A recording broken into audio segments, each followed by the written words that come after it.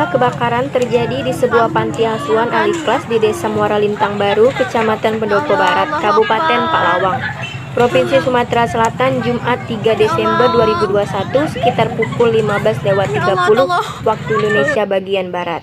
Korban jiwa dalam peristiwa ini namun 1 unit sepeda motor dan 4 unit lokal tempat tinggal anak panti asuhan angus di lahap si jago merah. Pendopo Barat Susanto mengatakan, kobaran api saat ini sudah dapat dijinakan petugas pemadam kebakaran dibantu warga. Susanto mengatakan sebanyak 4 unit lokal tempat tinggal anak panti asuhan dan 1 unit sepeda motor angus terbakar.